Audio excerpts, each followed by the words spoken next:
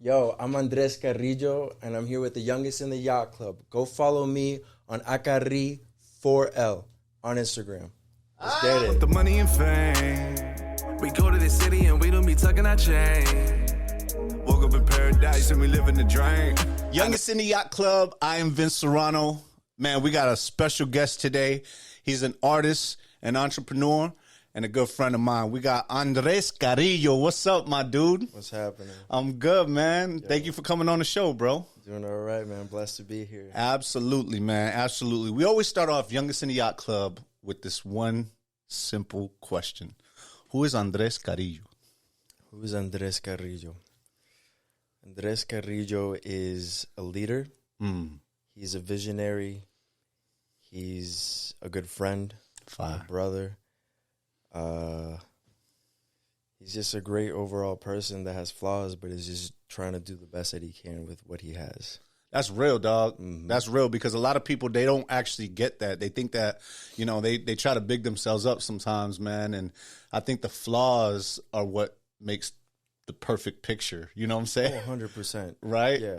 There's nobody like that. Yeah. If somebody comes up to me and is like, oh, no, I'm perfect. I'm like, yo, I'm gonna have to take a step back because I don't know how to relate. You know? Yeah. I can't relate with you, but nah, I mean, you just got to do the best that you can with what you got. Absolutely, bro. Exactly. Bro, so let me ask you a question. So where'd you come from? Like, where, you know, what's your background? Who, you know what I'm saying? Yeah. So I'm from Venezuela. Okay. Recently, I moved here to Tampa, but originally I was born in Venezuela. Wow. I came to this country when I was 2 years old, and it was all thanks to my parents. They're Venezuelan too, right? They're Venezuelan, yeah. Okay. So Why did they leave Venezuela? the place, Venezuela, if you don't know that place very well, it's a scary place. Oh, Yeah, there's no opportunities there for anybody. wow. And they just wanted a better life for my sister and I. That's So fine. I have to, give thanks to them for that sacrifice that they made. I think about that every day.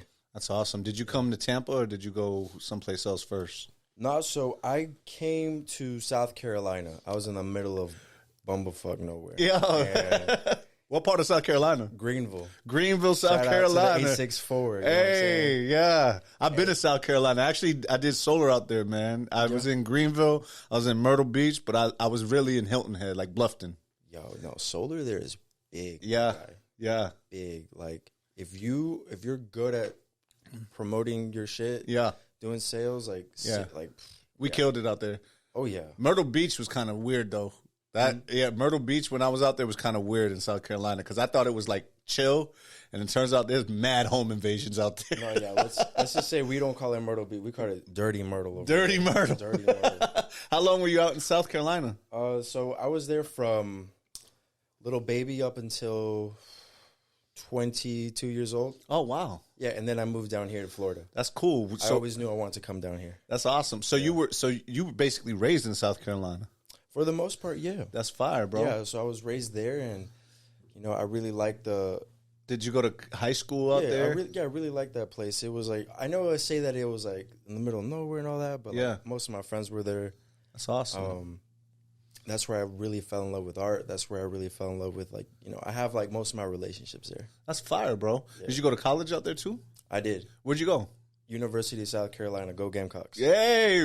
Two of my homies went there. We actually had one on the show. Ronaldo Baltman and Torrance Kinsey. They played ball out there. Oh, bad. Yeah, they went to the NIT, and both of them went to the NBA actually from South Carolina. That's crazy. Yeah, man. Yeah, you so many big motherfuckers out there, bro. Yeah, dog. Corn-fed athletes. Yeah, they're from Tampa, but they went up there, man, because they had a good program. South Carolina's University of South Carolina is big, man. Like, big. How was it? I know you guys rival against Clemson all the time, right? Because that's another another South Carolina school. I don't even want to get into it.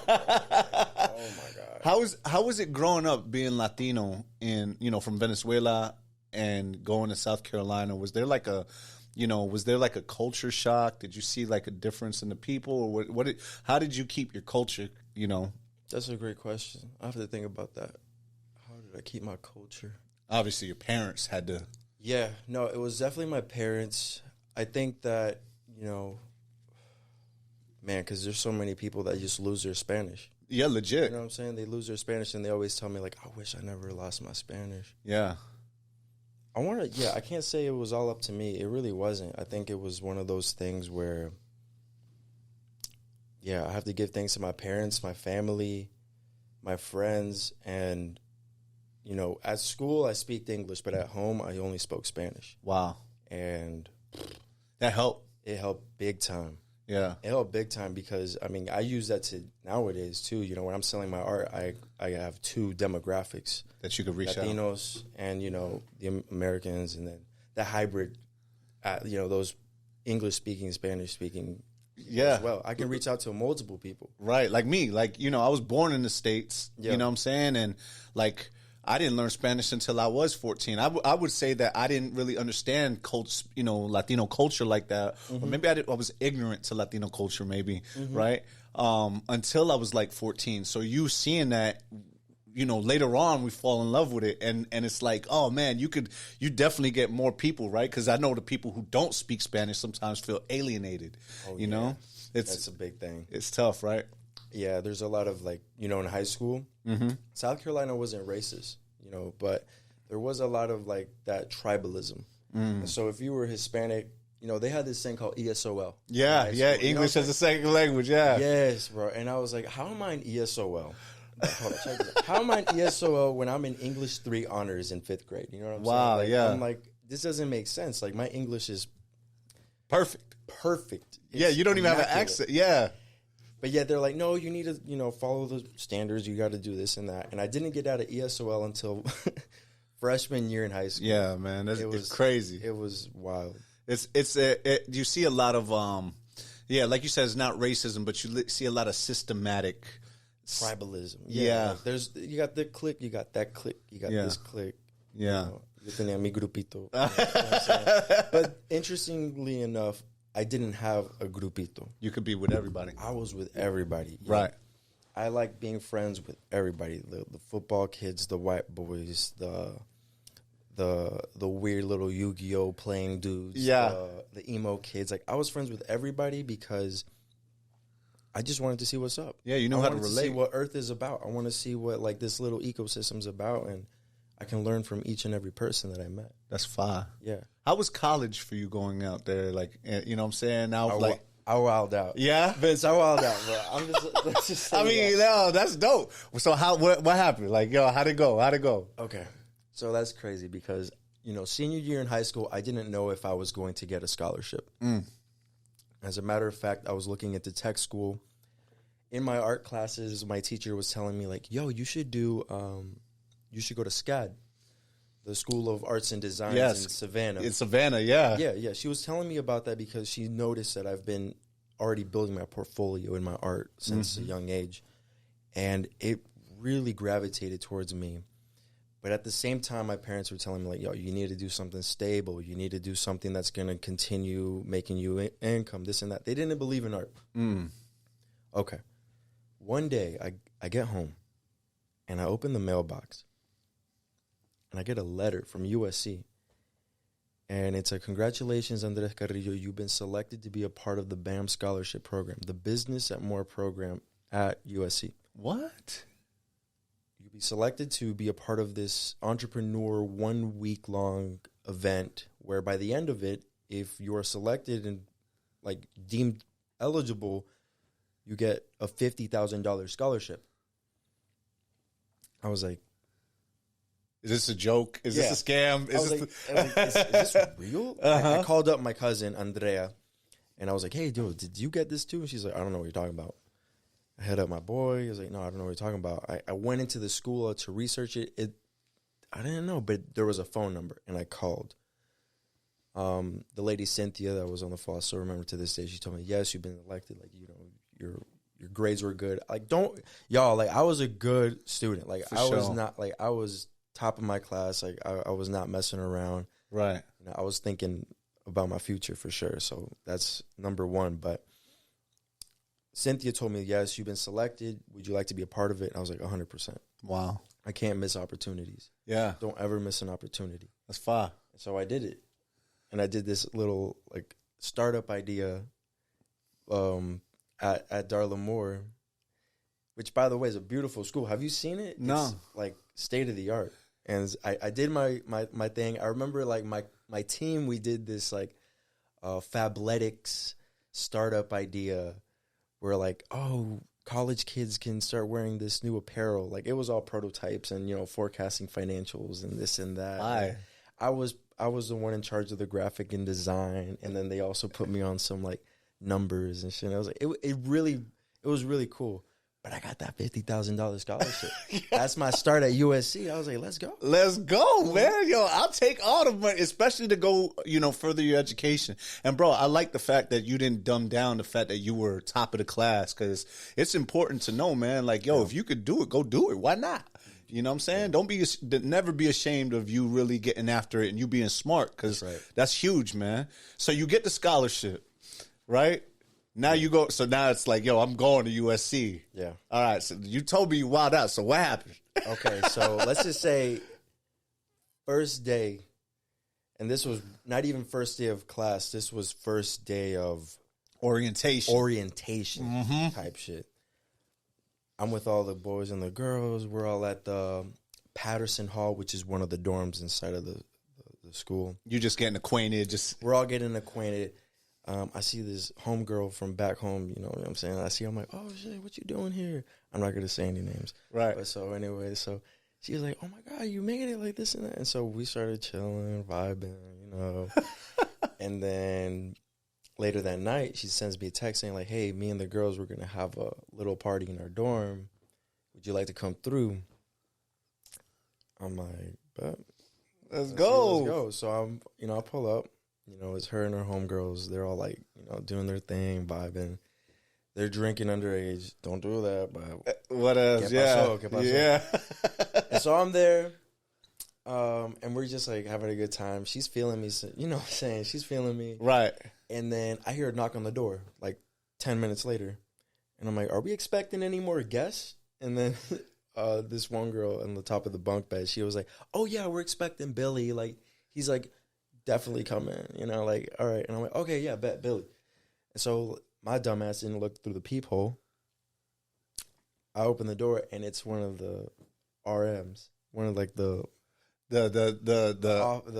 hallway monitors, the little SpongeBob SquarePants looking ass motherfuckers walking around. They're like, is that a hard seltzer?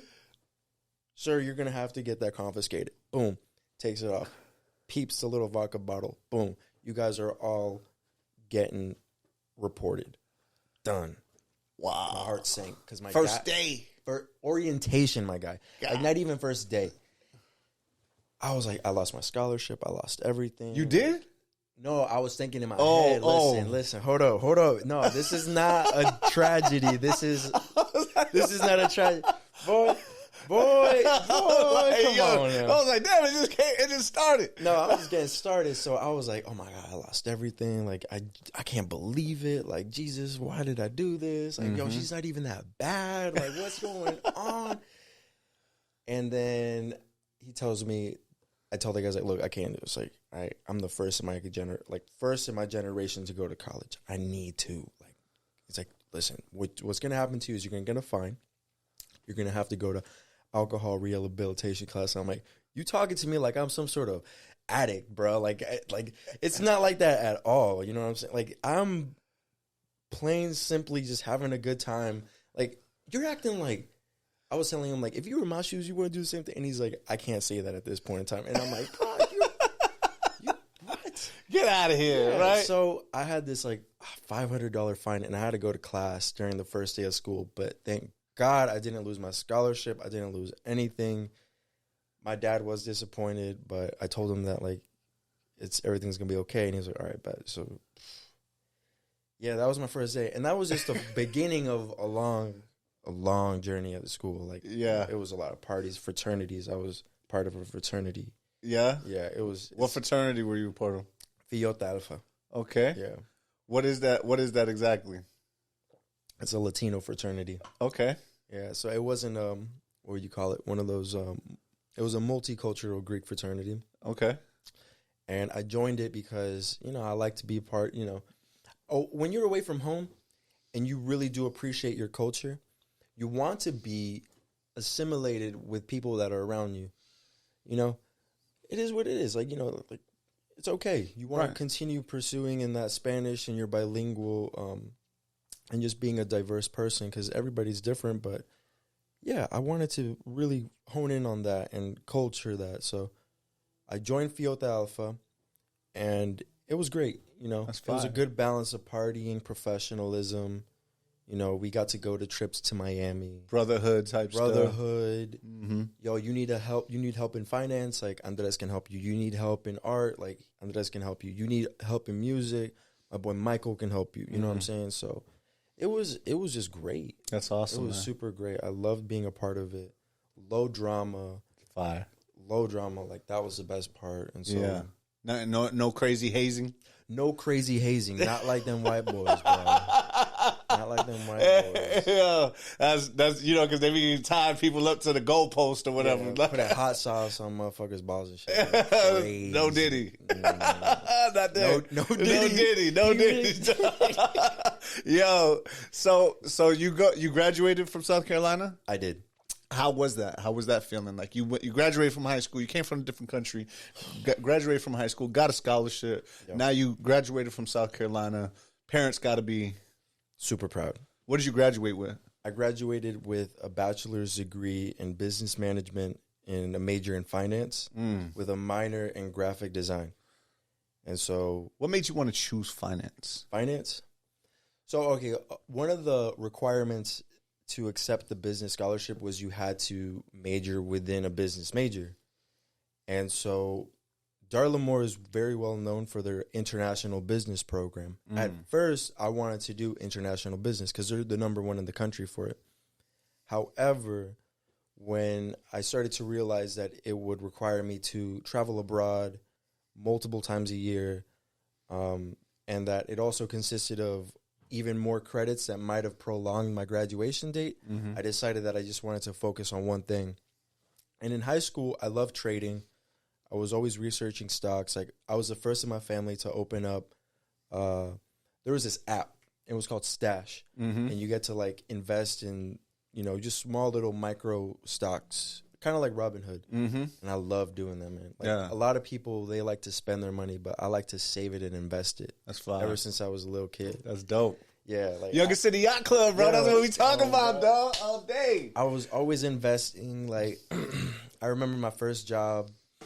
I put that first paycheck and I split it. I was like, okay, half of this I'm gonna put it into. I can buy some McDonald's or some shit, you know, and a little bit to buy a video game, and then okay, but the rest I need to put this in because I know, I don't know, like Walmart's gonna be hot, so I'm gonna hold this on because I know it's gonna stay for a long time. So finance is always something I liked. That's fine. And so I just majored in that. That's dope. I just really liked it. Yeah. That's dope. And how when you graduated, did you graduate like with like, you know, with a plan to get into finance or? I did. Okay. I did. So I graduated with this plan in mind.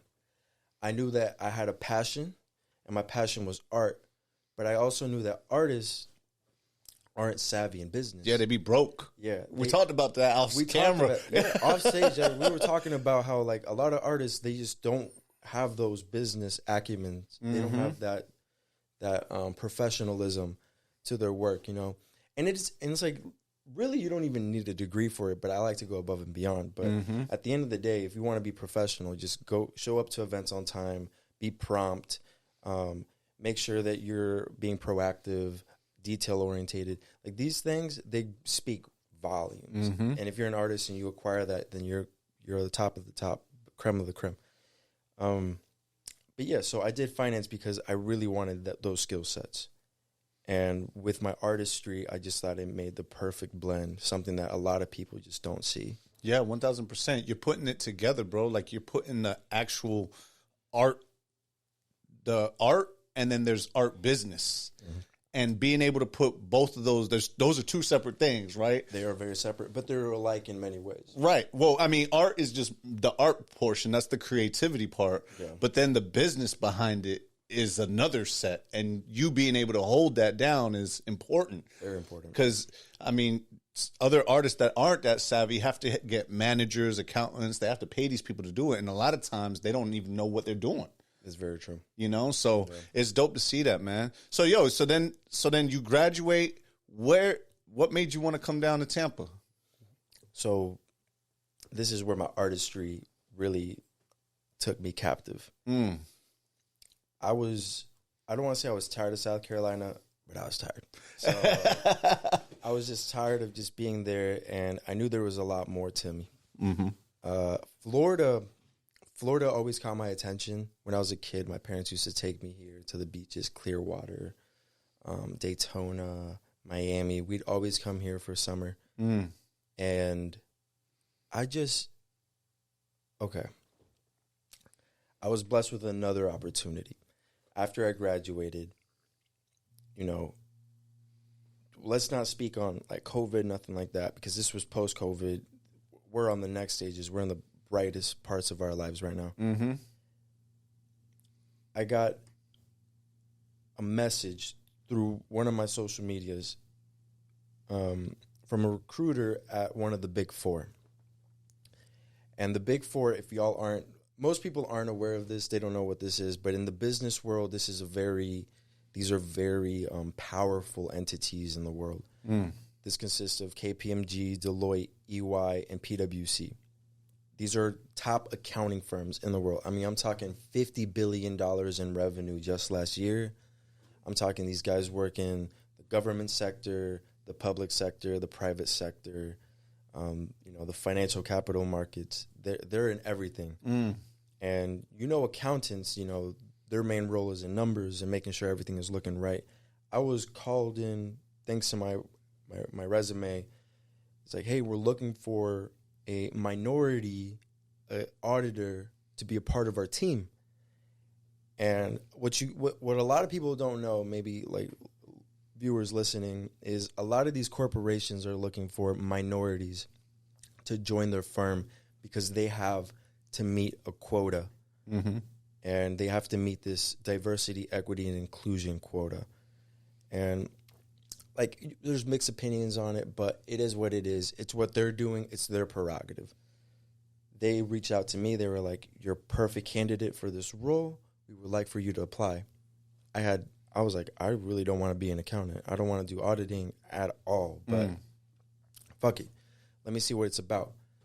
Turns out they were going to pay for me to move somewhere. I was going to be consulting with like Fortune 500 companies. Wow. They were going to take me out to hotels. They were going to do like all kinds of things. Wine and dine, salaries, speak with CEOs, CFOs. I was like, okay, I'm starting to like this. And it's a flexible schedule. Like, I'm going to be able to do my thing, my art on the side, and do this. Bet, let's do it. I applied to it.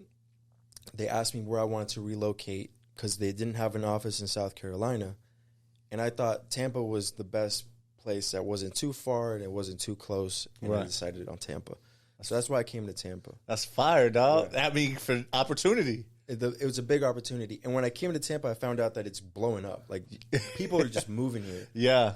Like, absurd. Yeah. I mean, you coming from South Carolina, the Sun Belt, right? That's what they call it, the Bible Belt. The Bible Belt, right? Yeah. The Bible Belt. The Bible Belt. You coming from South Carolina, coming down to Tampa, what is the biggest change that you've seen? Other than the crazy-ass traffic, I would say the biggest thing would be the people. The people here they're hungry for opportunity, man. Particularly those that are ambitious. There's a lot more entrepreneurship going on in Tampa, and it's not low-key at all. Yeah. Like, you just pop open your Instagram and check out what's going on, what's good in Tampa, and you're going to find a ton of entrepreneurship events. You're going to find a ton of networking events. And that's just amazing. Fine. Greenville's cool too. South Carolina's great, but it's seldom, like very rare that you're going to find like these events going on like every week. Yeah, for sure. Yeah, Tampa's definitely blowing up, man. The traffic wasn't that bad, man, but we won the Super Bowl. Tom Brady came out. Bill Gates put $3 billion with his homies. It was crazy. It's crazy. Bro, so, I met you. I didn't even know you did all that, like the finance stuff, the financial things, right? Yeah. I met you at the Youngest in the Yacht Club Skyfall event with. Oh yeah. Right? Yeah. And we went, and that's where I found out that you were an artist. And then I looked at, you know, your stuff, and I was like, whoa, hold on, man. Like, what made you want to take the art serious? Art serious? Yeah. Man, so I have visions. Like, I have visions all the time, you know, before going to bed. And just every time I think about my future, when I think about what I want to pursue, what I want to continue doing, what makes me happy, art has always been there for me. It's always been that thing that it's like this force. Like, I'm not even like, I'm in it because it can be lucrative. But I mean, shoot, I'm already in the finance game too. So like, when it comes to money, that's not a problem. What really interests me is when I tell people that I'm an artist and I show them my work and I see how that brightens them up and all the opportunities that have just all the doors that opened up because of what I do. It's like, why stop? Right. Why stop? Like, because of art, I've been able to showcase, I've been able to showcase in San Diego, California at the CulturalHeritage Museum. Wow. I've been able to go to Art Basel and showcase at my boy Art Landa's Art Beast show. I've seen crazy things like he splatter paints Lamborghinis. Yo, you're segueing, right? I want to, I wanted to ask you. Like, I did see you with Art Landa, and he did the painting for Drake with his son, right? Yeah, that's how he blew up. Yeah. How did you guys come into contact? Like, how did that Instagram. work? Oh yeah. It's just Instagram.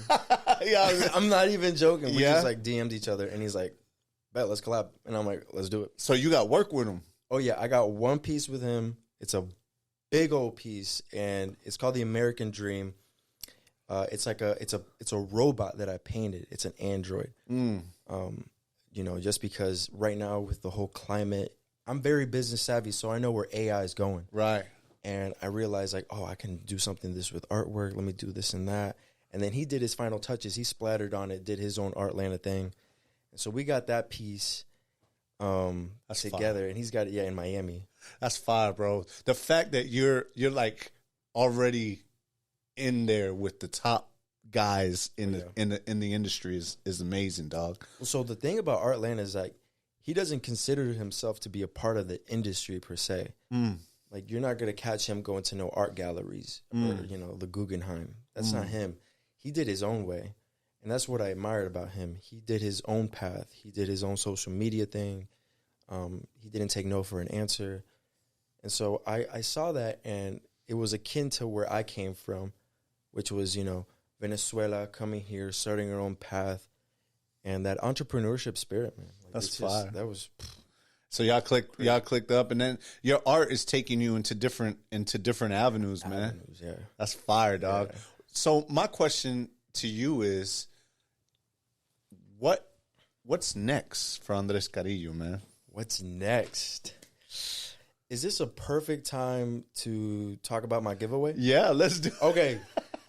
So, all right. Recently, I had my own art exhibit at the Mona Lisa store here on West Kennedy Boulevard. Amazing. And I'm very thankful for everybody that showed up. You know, my art show is something that I consider as an extension of my art.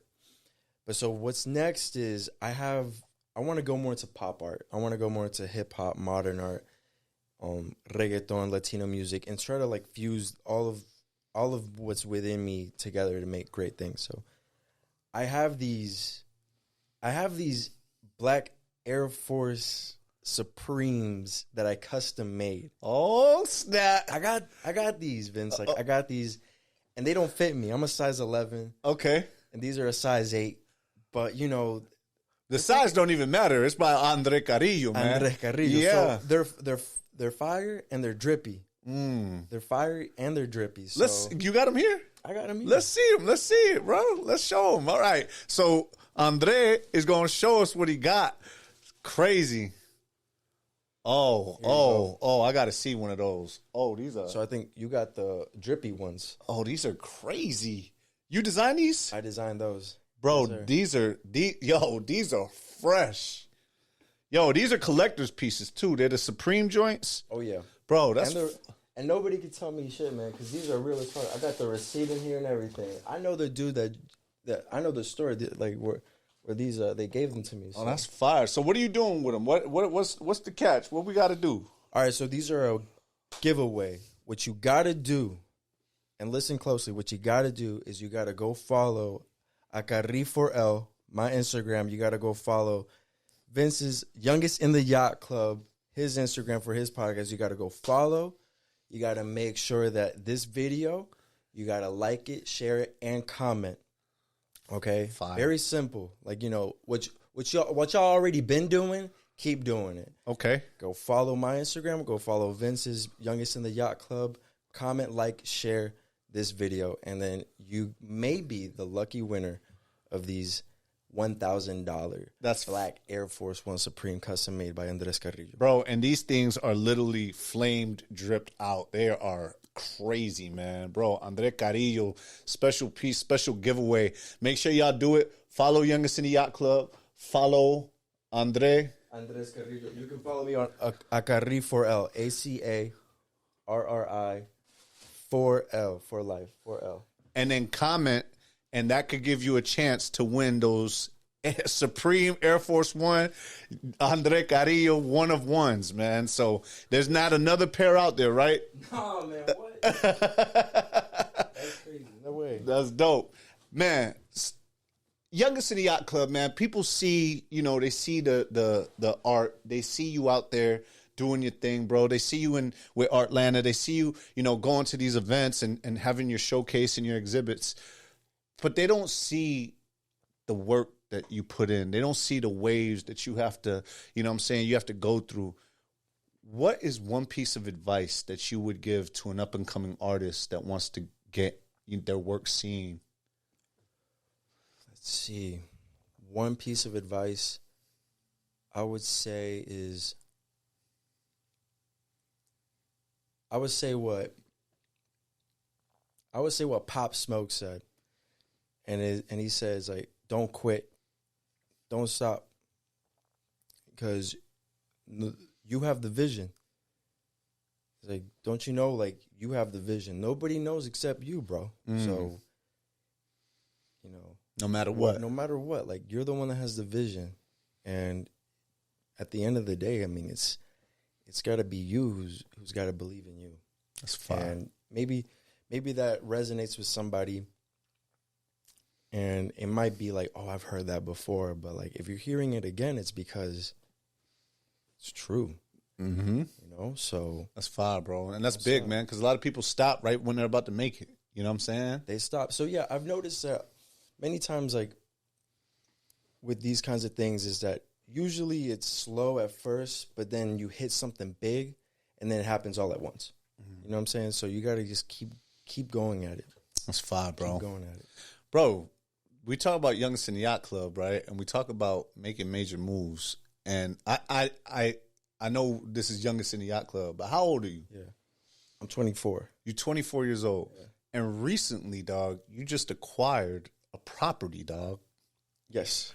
I'm a homeowner. Whoa. Yo, let's talk about that. That's a major move. What made you want to take that jump?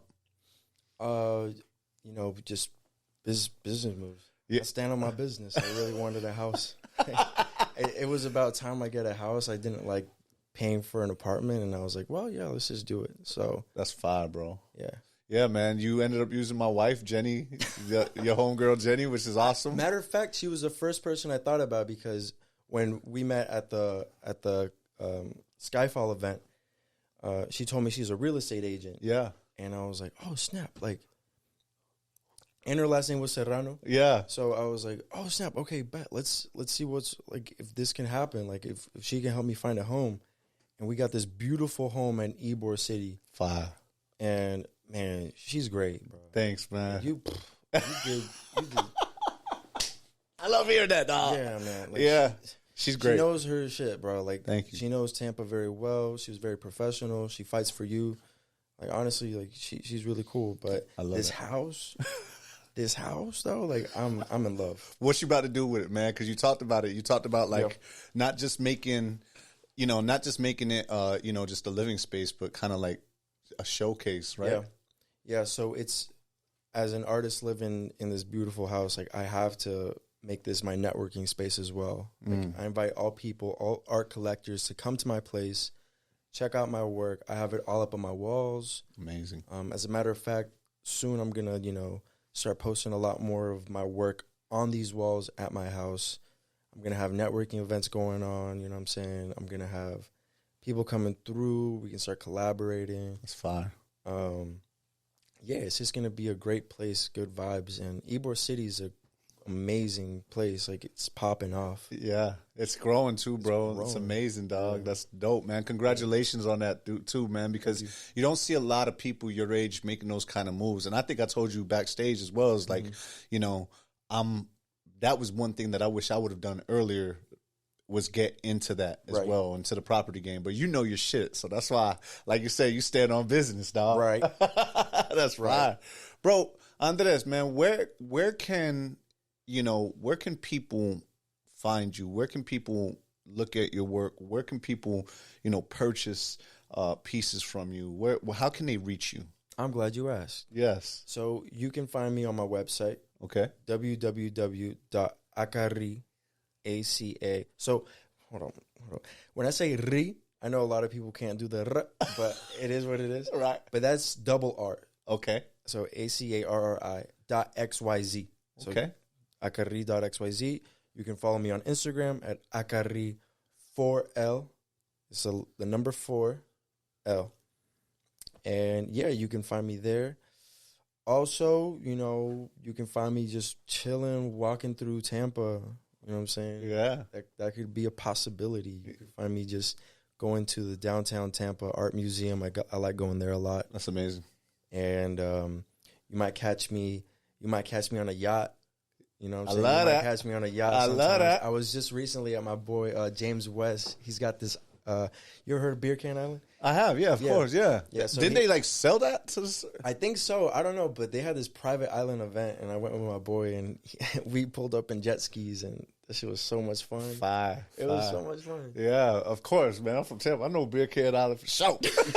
Yo, bro, final messages that you would love to give somebody or anybody who, wants to follow you. What do you what's your main message? My main message is always God first.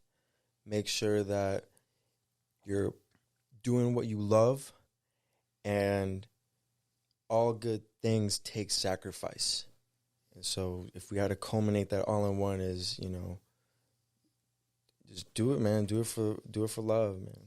Do it for love. So, amazing, bro. Yeah. Bro, it's been a pleasure having you on the show, bro. I appreciate you, man. Definitely, man. Yeah. We definitely got to do this again. I definitely want to make sure that I'm at any one of your events because I'm a huge supporter of you, bro. Thank you. I love that you got the website. I love that. I love seeing that. I'm loving to see your work. Tell them where to find you on the website again. www.acari.xyz. Fire. That's ACARRI.XYZ. That's right. Fire, man. They can purchase. Make a purchase. Yeah, I got prints. I'm going to be... Matter of fact, I'm doing this whole thing now where I want to make sure that it's like a online art gallery. And so, you're going to be able to see how it would look like in your house. You're going to learn more about myself as an artist. You're going to be able to pick prints. You can also purchase an original. But I highly recommend prints because those are basically high-quality versions of the originals, and most people like to go with prints. But you can find my work there. You'll also see my resume, like everything. So it's my number one to-go place for all things Andres Carrillo. Bro, amazing, bro. Thanks again for coming on the show, Andres, man. You're the man, and congratulations on all your future endeavors, bro. Thank you.